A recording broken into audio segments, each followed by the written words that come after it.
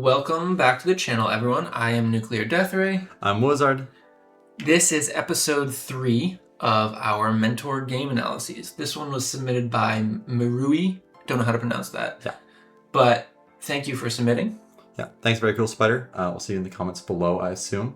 If you want your game featured, please let us know either in the comments or ping us on Discord. We're happy to get some more reviews. Yeah, and let's get started. So we see our villain start off with a Spilly, or Mr. Spilly. This is one of the new Phobies from the most recent update. You can see here, every time it gets hit, it gives poison to the enemy Phobie. So it's not a ton of poison damage per tick, but it's for 5 turns, so it really adds up. Its base damage is also pretty low. I want to note that as well. Yeah, it's not a great fighter by itself. So we can see our hero summon 2 mechanicals to help fight this. I do like this decision. I really like putting Cowbell here to help take space. You can see, as Wizard mentioned, Cowbell actually has more damage than Mr. Spilly does. Mr. Spilly's a 2 key, Cowbell's a 1 key. And so running mechs makes a lot of sense. Yeah, I'm not a huge fan of this Jar Cannon though. Bow, I think, is a much stronger option when it develops a little slower out of the vault. It has a lot more stats to hold space than Jar Cannon does. Jar Cannon has range, but you do lose a vault sniper whenever you pull out Jar Cannon from your vault. And you lose a way to hit at 5 range, which is a really important thing to always have in your vault. So when you have options to kill with other units, oftentimes that is the correct choice, especially or really this early in the game. Yeah, and one thing to keep in mind too, Jar Cannon, because it doesn't have a ton of damage, doesn't have a ton of sustained power, even one bow hit, like if bow developed here on this turn, it could move up and hit a Spilly in the middle for almost as much damage as 2 Jar Cannon hits. Yeah. So you'd have a better sustained fighter for a similar amount of damage to that Spilly. I would also like to add on this map, once you use your Jar Cannon, you can no longer vault snipe at this bottom panic point. So that's here. So a Jar Cannon from spawn could come either here or here and get that vault snipe. That's 4 range there, isn't it? Oh, yeah. I actually totally did that wrong. Don't mind me. Yeah. I will erase that. But the Jar there, because the snowball doesn't have reach because this block, means your Jar Cannon is the only unit that can snipe that spot from spawn, which is a really comfortable thing to have in vault in your back pocket. Yep.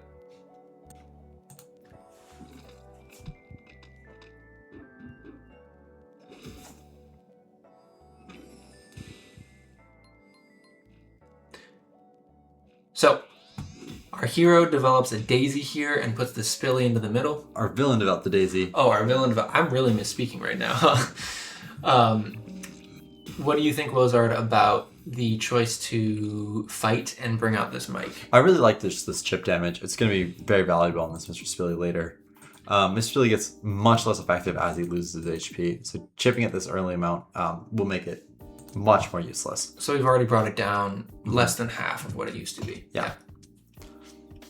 I do like the choice of a turret. Yes. Mike is fine, Bow would be fine, Stab would be fine, Unicorn. Benny as well, Unicorn. Yeah. The reason turrets on maps like these are great is because it's a little bit of a slower map. It's really hard to get to the hearts. You can actually check out Men in Yellow's video on maps if you're interested in identifying what's a slow map and what's not. And with these types of maps, turrets are really nice because you can put it here or here or here.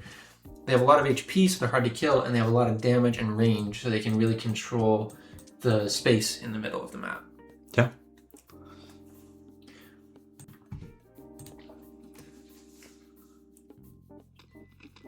So we see our villain rotate up with a lot of their phobies, get some chip damage onto this Jar Cannon. I do want to take note of this Benny placement moving up instead of horizontal for a later turn.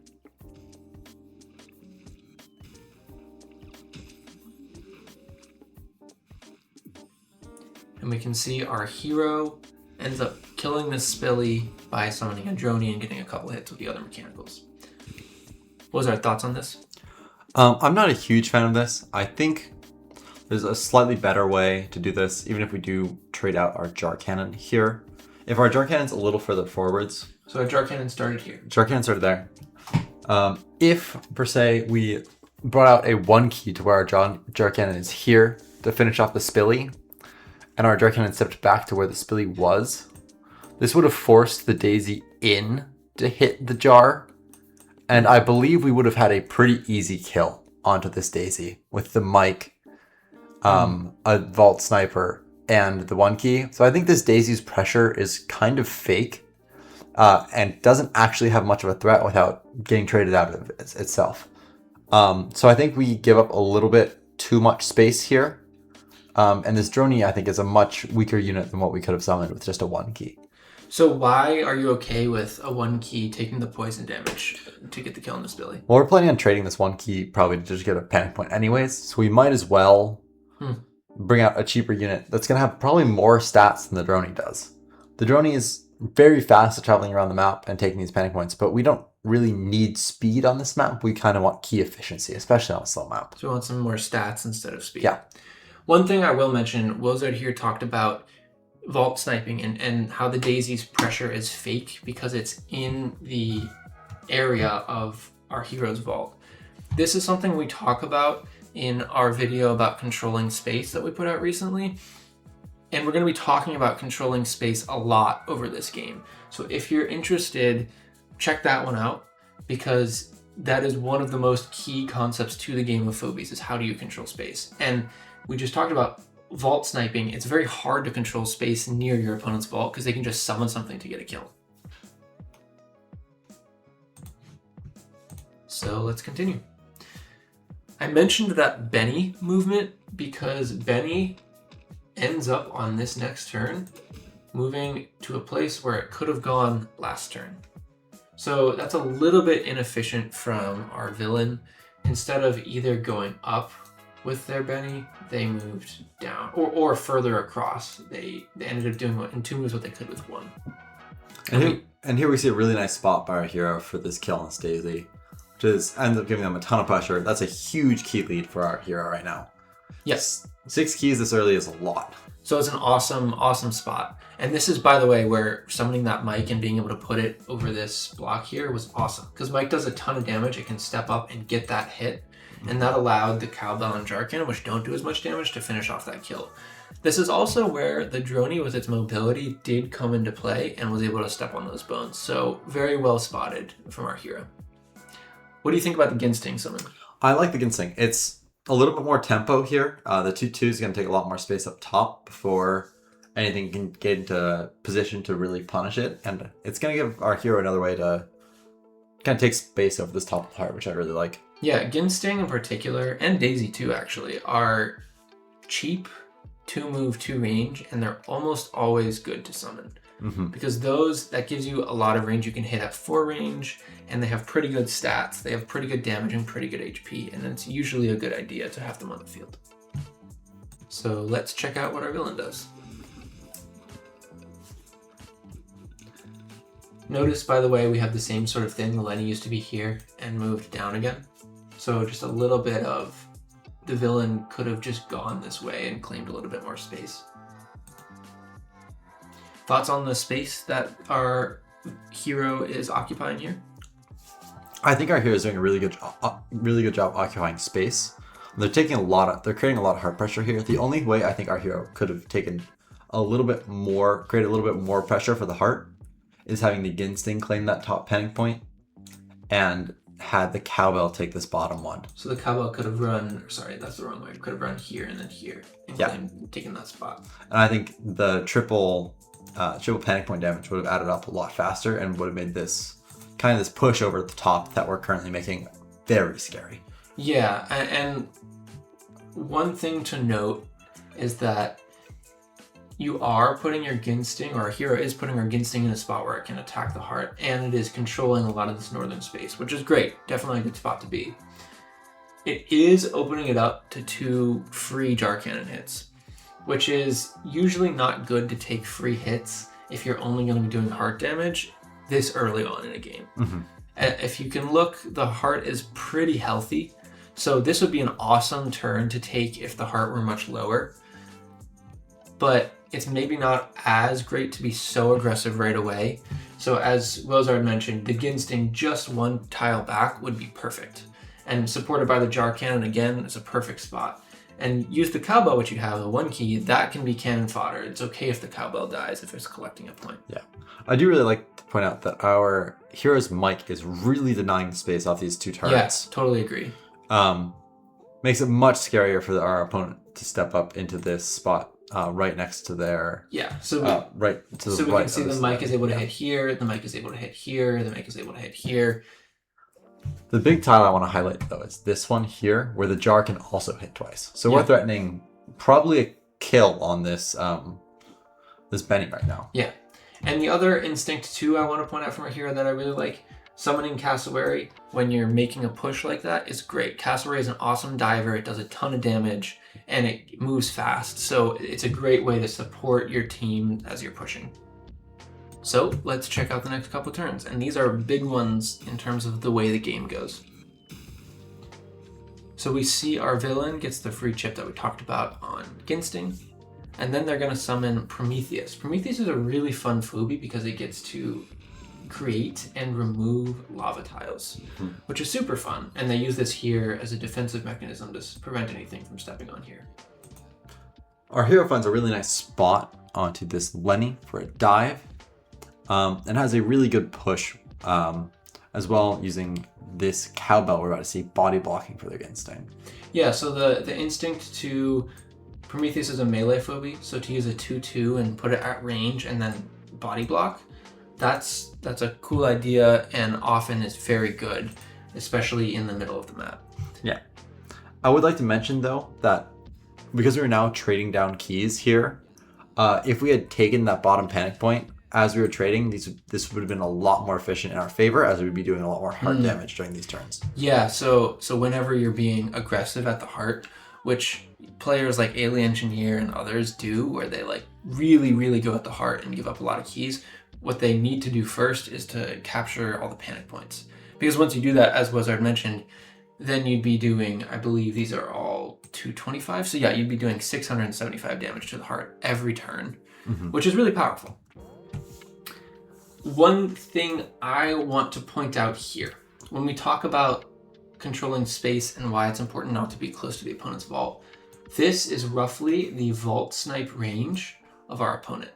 And you'll notice that every single one of our phobies is within that vault snipe range of our opponent. And that's tricky because this was an arena game. It's extremely hard to calculate what your opponent can do because they could summon anything. They could summon an AWOL, they could summon a Murder Wing, and that means that they might have kills that it's just hard to see. So oftentimes it's really not a great idea to be pushing this far into the opponent's vault unless you're really sure that they can't get kills or you're really sure that you're going to be able to kill the heart. And we'll see that our opponent does get several kills on this turn, as we can see here. So we see our opponent get the kill on Cassowary with the Benny. They get the kill on the Jar Cannon with their own Jar Cannon, and then they finish off the cowbell there with the Prometheus. So let's take stock of the key trades that we just had. The Ginsting went in and did some damage to the Prometheus, but we lost our cowbell. The Jar Cannon and Cassowary both died in return for getting the Lenny here. So the total is we lost a Cassowary, a Jar Cannon, and a Cassowary, all for a Lenny and some chip. And that's a pretty big key loss that is pretty tough to recover from. However, we did already have a lead from killing the Mr. Spilly and the Daisy, so it's a much more even spot now. But we do need to back up and kind of gather our bearings and summon some more phobies to make sure our team has enough support.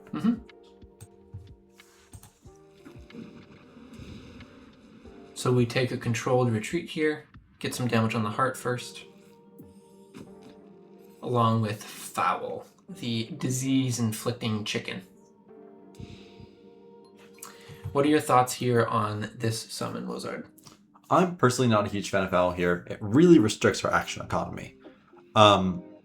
If we had, like, let's say 3 more phobies for those 7 keys, We could have had another 2 1 keys and... So maybe a 1 key here, a 1 key here, and then something else here? Yeah, we could have had like a Hiva there or something. That holds much more space, I think. It gives you a lot more actions in each phobie. So if a Hiva were here, why does it hold more space? I think we have a lot more threat on this Benny. The Benny can no longer step in and hit with the... So you're saying if the Benny steps up and hits, then the Hiva would be able to hit 2 times back instead of just the foul disease. Yeah, I think we'd have a full kill with the... So, but why is the foul, which can disease, not a bigger threat onto the Benny here? The Benny also just has a resurrect, so the foul will never get a full kill on the Benny. So by constantly body blocking with the Benny, your opponent could dance well and prevent the foul from ever diseasing a proper target. Yeah, so resurrect phobies tend to be pretty good, resilient to poison and disease, is I hear what you're saying. Yeah. Okay. I do like the decision to pull back with the Ginsting and the Mike. I think diseasing the heart, especially when you've been putting a lot of damage into the heart, is a pretty good choice. So yeah. Let's move on to the next turn.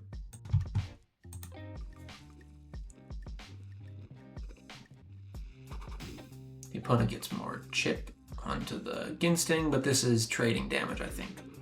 Yeah. Very aggressive from our opponent to step up with the flail too.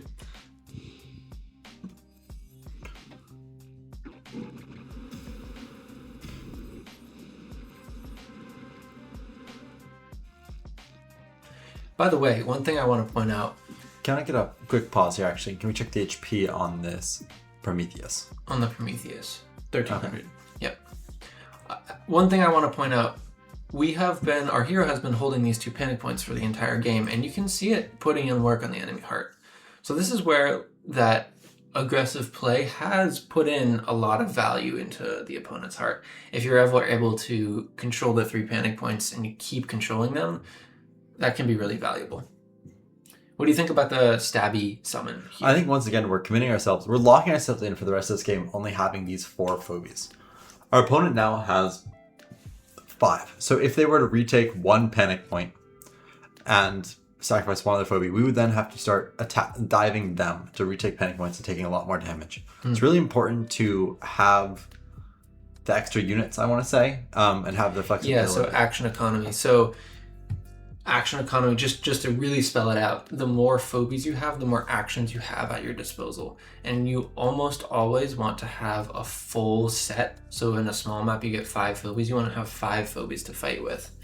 So in this case, probably splitting the 3 keys up our hero had would have been a better choice. Like in endgame scenarios, for very late endgame scenarios, I will sometimes summon with 4 keys remaining and like 3 slots. I will summon 3 1 keys. And hold up an additional 1 key for my next when one of my 1 keys dies. So I have full action economy for longer. I do really like the foul continuing to zone off this space with the disease. I think that's great. It's also a melee, and it's within melee of that spot there. And I like hitting with the Ginsting and backing up and supporting it with some phobies that you've summoned plus the Mike. I think this Mike positioning is very nice as well. Yeah. I think the Ginsting might die next turn, but, you know, it's going to be a combat, and that's going to be okay as long as we're able to handle it next turn. So let's take a look at our villain's turn. Again, we're seeing that heart damage really, really go.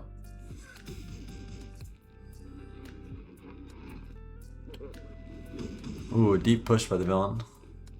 I actually really like this choice to muck up that lava. I think so. It's a really good choice here. And you can see as well the villain is deciding to let their Benny get diseased by the foul.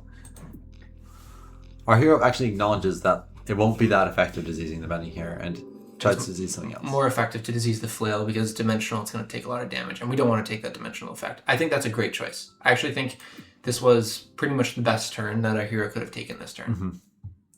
We'll see as well, this is where the action economy really starts to matter. The reason you want to have so many phobies out in an endgame is because when one dies, if say it trades out or something, now all of a sudden we're at 4 phobies or we're at 3 phobies. And then as you start to dwindle down, it becomes a little harder to do stuff. But I think this was the best turn available, so well done. Some more aggression from our villain here. And I think they have to do this because the flail is going to die anyway. Yeah, they're trying to get as much value as they can from everyone.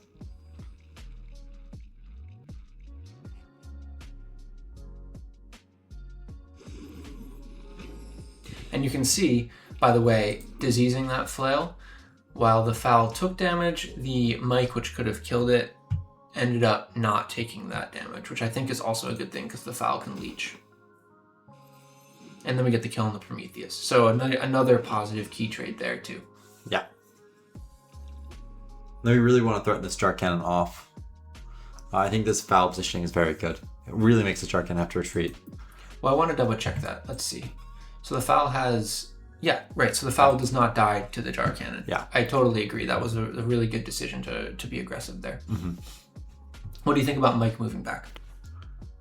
I think our Mike needs to move back. I think moving it back next to Stabby would have been a slightly better choice, but... So maybe here instead? But... Yeah.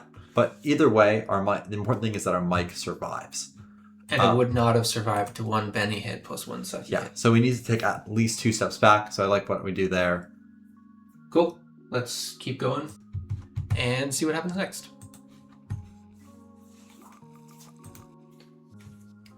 So actually, this play from our villain to not fall all the way back with Jar Cannon was really, really, really well done. I think this might have been their best play of the game because they realized that even though the foul can still step up and hit, so the foul can move here to hit, the Contortio and the Benny effectively kill the foul afterward. Yeah. So then our hero takes the disease, which is great, and keeps the foul alive. We're gonna not pause for the next several turns because it's a lot of jockeying for positioning, and both players keep a lot of their phobies safe. It's worth talking about how strong this Benny is in this endgame without a fast way to step on it. Yeah. So this is where sort of that action economy comes up again, where like having like a 1 key or something would allow our hero to do the damage and then use the 1 key to kill. Whereas it's a little bit harder when you don't have as many actions to work with. I really liked the capturing the point down here because the win condition right now is to go after the heart, especially because it's so low.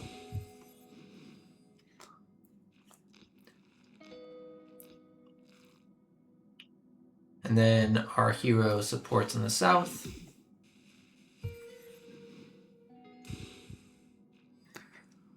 This is good. Yeah, I like our hero's movement here. Unfortunately, it is at this point the opponent was in a winning position, so there's not a ton that our hero could have done, and I think they actually made a valiant effort for a lot of this because going after the heart, setting up the Mike and Stabby to try and defend this bottom point while the foul is up here ready to jump on the heart, I think that was probably the right way to play it. It's just a little too late. The chip damage early and the chip damage in like the end game has added up to enough damage that our foul won't be able to quite outrace. And you can see as well, the Benny has died, quote unquote, from the disease, and it's able to survive it just because it's got resurrect. Yeah, it's probably what makes that such a good counter. Mm-hmm. The Stabby also able to occupy basically all of the phobies. It's great to be in that spot. And then our hero just doesn't quite have the damage with the foul to be able to take down the heart. Yeah. So it's a close game. Like you can see the enemy heart ended at 12-18. One more turn of foul on the heart was it? Yeah, one more turn. That's all our hero needed. And we can see then the damage takes over to the end. So Wozard, overall thoughts. What did our hero do well in this game and what could they work on? I think our hero had some really good spots on dives, but I think they were... lots of kills, being able to spot lots of kills. I agree. That was definitely a strength in this game. They were a little ambitious on the kills, though. And the space they kind of dove into was a little risky. I liked the ideas, but it was a little hasty. I think if they were a little more controlled and played slower, captured all the panic points and held space, especially on these much slower maps where it's really hard to get this heart pressure up and die until the end of game. But to be fair, on a map that is very difficult to pressure the heart, it was a really good attempt at doing the heart damage. And you can see some of those instincts that I think were really good, where our hero was capturing panic points and holding them and fighting in the space in front of it, so that the villain couldn't even go for the panic points. They had to just go for the phobies. And so at high level, if you're really going for a heart rush, often that's how people play. So I think that was really strong as well. Yes. And finally, the last thing that I would think about for our hero is action economy. We mentioned this a lot. I don't mean to harp on it too much, but especially toward the end of the game, this is something that's really important to be thinking about, making sure you split your keys to have more actions to be able to use. And I think that would help make these end games a little easier to play. Yeah.